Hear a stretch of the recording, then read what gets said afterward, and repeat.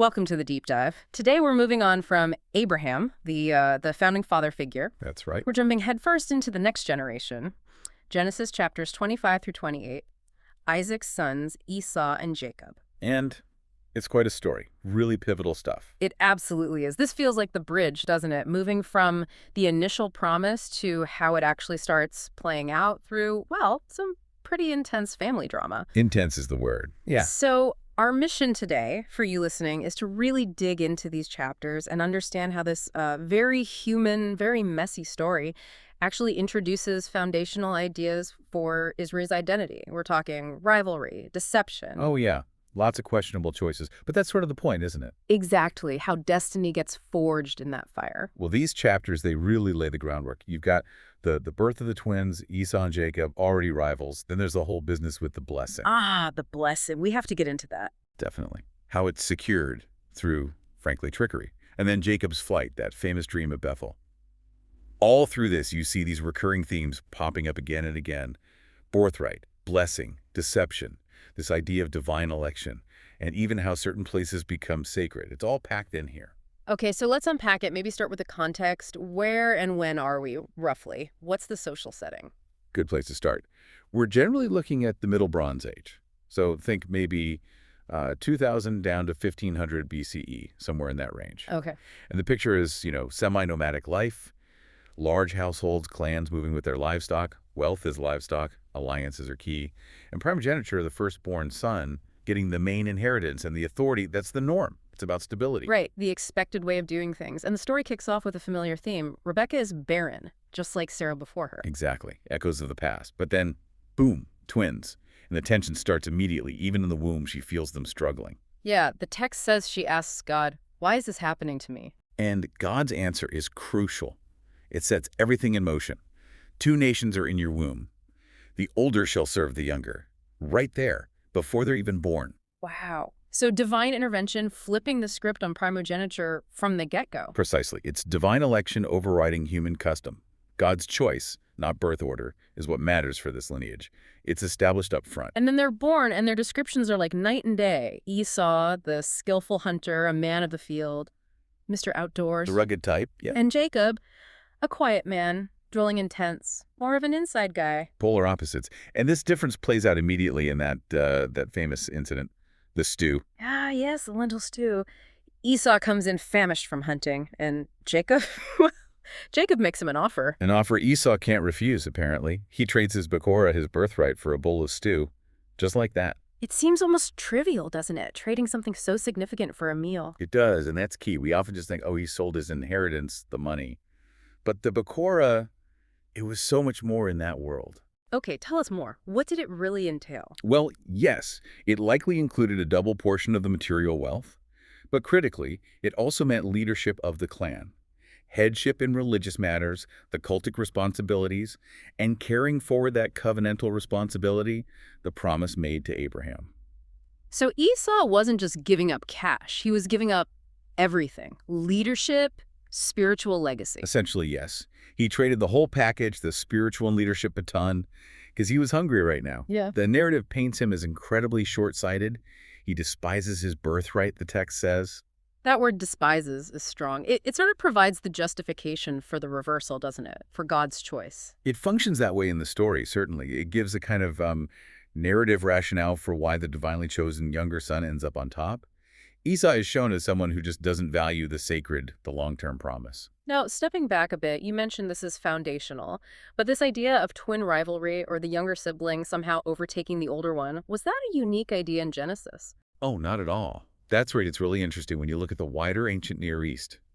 Twin motifs, stories of succession struggles where the younger or less likely son comes out on top, these were common themes. Really? Like where? You see echoes in Mesopotamian sagas, Hittite texts, stories about founding kings. The displacement of the firstborn is a known trope, often used to explain or legitimize a particular dynasty or outcome. So the Genesis writers are using a familiar narrative pattern. Exactly. They're tapping into a shared cultural conversation about destiny, inheritance, and power. But they use this common trope to make a distinctly theological point about God's surprising and sovereign choice, working outside the expected norms. Okay, interesting. Now, before we get to the really big deception scene, there's this interlude in Genesis 26. Isaac kind of replays some of Abraham's greatest hits, dealing with Abimelech and Gerar, the whole wife-sister thing again, Yeah, it's almost like a rerun. and reaffirming the covenant at Beersheba. Why pause the main Esau-Jacob drama for that? It seems very intentional. Scholars often call it typological continuity. It's like the narrative is saying, hold on, remember the foundation. By showing Isaac walking in Abraham's footsteps, even making similar mistakes. Right, the covenant holds. Exactly. It reassures the reader. Despite the brewing conflict between the sons, the core promise passed down from Abraham through Isaac is stable. God's faithfulness isn't wavering. Beersheba gets reestablished as a place of promise. It sort of grounds everything before the next big upheaval. The drama is about who carries it forward, not if it continues. Okay, that makes sense. It sets the stage for the main event, Genesis 27, the deception for the blessing. Isaac is old, blind, ready to give Esau the final powerful blessing. And Rebecca overhears. And she orchestrates this whole elaborate scheme with Jacob, goat skins, Esau's clothes, the savory dish. It's high drama. How should we approach this? I mean, it's outright lying to steal something sacred. It is. And the scene plays out almost like a courtroom drama or maybe a ritual performance gone wrong. Isaac is the patriarch, legally empowered to confer this blessing, but he's reliant on his senses touch, smell, taste, which are then deliberately manipulated. And this blessing, it wasn't just like saying good luck, was it? Not at all. That's what's fascinating. The blessing Isaac pronounces, the formula, verses 27 to 29, it's formal, it's potent. Think of it like a spoken will, a legally binding proclamation with prophetic weight in that family context. So once spoken, it's stuck, even if obtained by fraud. That seems to be the understanding within the story's world. The words themselves, once uttered by the patriarch in this formal setting, had power. They couldn't just be taken back. The episode really exposes how contested legitimacy could be, even within the covenant family. Which brings up that tricky question lots of readers have. Does this mean God approves of the trickery? Is the story saying, hey, look, God favors the cunning guy? Yeah, it's easy to read it that way, but I think the text is far more complex. It's not presenting Jacob and Rebecca as moral paragons here. It doesn't exactly endorse the lying. No, I don't think it endorses it. Rather, it reports it and then shows the fallout. It demonstrates divine election working through deeply flawed human actions in morally gray situations. If the text was simply celebrating Jacob, you wouldn't see the immediate consequences. Esau's heartbreak and rage, the family splitting apart, Jacob having to flee for his life. Right, the consequences are severe. The narrative is honest about the mess. It interrogates the morality without giving easy answers. And Rebecca's role in this, she's the real driving force, isn't she? She hatches the plan, pushes Jacob when he hesitates. Absolutely crucial. You can read her actions in different ways. Some see it through a feminist lens, highlighting matriarchal agency within a patriarchal system. She's the one who remembers the original prophecy.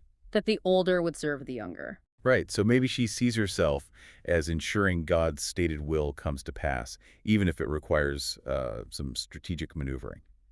She's not passive. She's a key theological actor, forcing the covenant onto the path she believes God intended. It definitely complicates any simple view of patriarchal authority. But the immediate result is Esau's reaction. His cry, "Bless me, even me also, O my father." It's heartbreaking. It shows just how much weight that blessing carried. It really does. His grief, his feeling of being supplanted twice, first the birthright, now the blessing, it underlines the irrevocable nature of what just happened.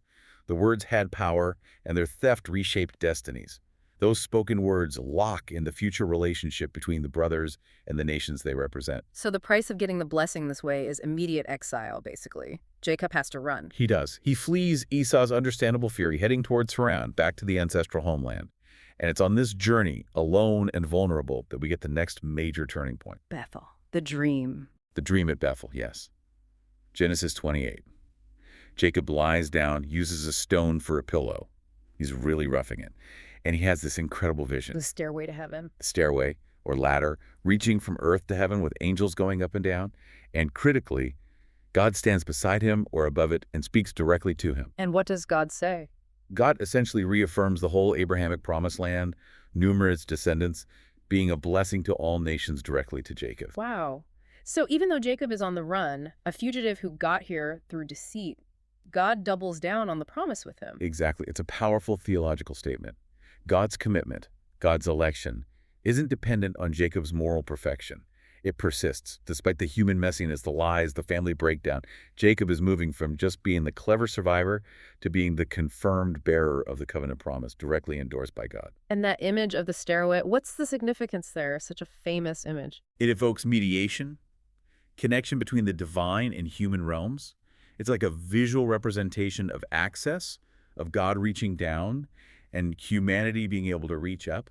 It taps into ancient ideas about sacred mountains or temples as connection points. Like an axis mundi, a world center. Precisely. A Yeah. place where heaven and earth meet. And this experience transforms the location for Jacob. He calls it Bethel, house of God. So this isn't just a random spot where he napped. It becomes sacred ground because of the divine encounter. Right. Just like Beersheba was established through encounters with Abraham and Isaac, now Bethel becomes a key site. The narrative is consciously building a sacred geography for Israel, linking God's promises to specific places in the land. These become anchor points for Israelite identity and worship later on. And Jacob responds, right. He sets up the stone as a pillar, makes a vow. Yes, his vow is his side of the covenant. He acknowledges God's presence and promise and pledges his own allegiance and tithe if God remains with him and brings him back safely. It's his personal acceptance of the covenant mantle. He turns a place of lonely fear into a sanctuary. Okay, so we've seen the rivalry, the deception, the flight, and now this divine confirmation. Stepping back, what's the bigger picture here? What are the writers trying to convey to later generations reading this, rather messy origin story?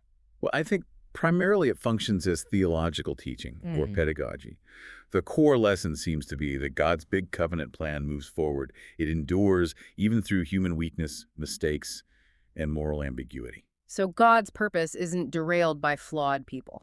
That seems to be the message. God's election holds firm. And they didn't sanitize the story. They included the uncomfortable details, perhaps because they show God working in the midst of real, complicated human life, not just through perfect heroes. But that raises that classic tension, doesn't it, between God's sovereignty and human free will?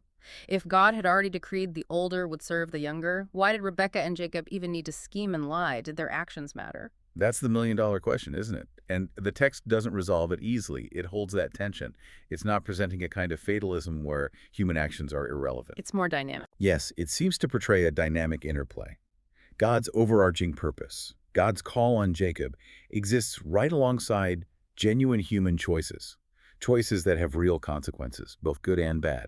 The divine plan unfolds through these human actions, not in spite of them. And ethically, you mentioned it doesn't endorse the means. Does the story offer any judgment on whether the ends justified the means here, securing the covenant blessing through deceit? It avoids a simple yes or no. The text is quite subtle. It doesn't say what Jacob and Rebekah did was good. Instead, it shows the immediate, painful results. The family is shattered. Exactly. Decades of exile, fear, and further conflict stem directly from that deception. So the narrative raises the ethical question sharply, but leaves the judgment somewhat open, focusing instead on the consequences. It records the compromise honestly, without excusing it. There's also a political layer too, right? This isn't just family drama, it's about nations. Jacob becomes Israel, Esau becomes Edom. Absolutely. For the original audience, this story served as a foundational explanation for their relationship with their neighbors, the Edomites. Esau's portrayal impulsive, concerned with the immediate. Ultimately losing out helps to explain and perhaps legitimize Israel's later dominance or distinct identity compared to Edom. It's an encoded memory of clan rivalry and national identity formation. So, looking at Jacob's journey overall in these chapters, stealing an identity, running for his life, dreaming under the stars, receiving this divine promise, it feels like a model for something bigger. I think it is. It mirrors a kind of maturation process, both for an individual and maybe for the nation itself, moving from cunning survival and internal conflict towards a direct relationship with God and a defined destiny, even if that path is fraught with struggle and moral compromise. It captures something essential about the character of Israel, as portrayed in Genesis: persistence, maybe some trickiness, but ultimately under divine favor. So, wrapping up this deep dive into Genesis 25 to 28, it's amazing how these chapters use such ordinary domestic details. A bowl of stew, hairy arms, a stone pillow to tell a story about cosmic destiny and national origins. It really is. The scale shifts constantly from the mundane to the monumental. What's the one thing you hope people take away from this? A final thought. Perhaps the most, mind-blowing aspect is the text's sober claim. that the God who shapes history, who makes these grand promises, often works through the messy, morally complicated, sometimes, frankly, dodgy choices of actual human beings. God works through the mess. God works through the mess, and yet somehow remains faithful to the original promise. Yeah. It's not sanitized. So for you listening, Yeah, maybe read these chapters not just as ancient history, but as a kind of theological case study. It's ethically challenging. Think about how communities shape their identity out of these difficult, contested memories. And maybe reflect on how foundational promises, whether personal or communal, can somehow endure even when the people involved are, well, deeply flawed. It's quite something to ponder.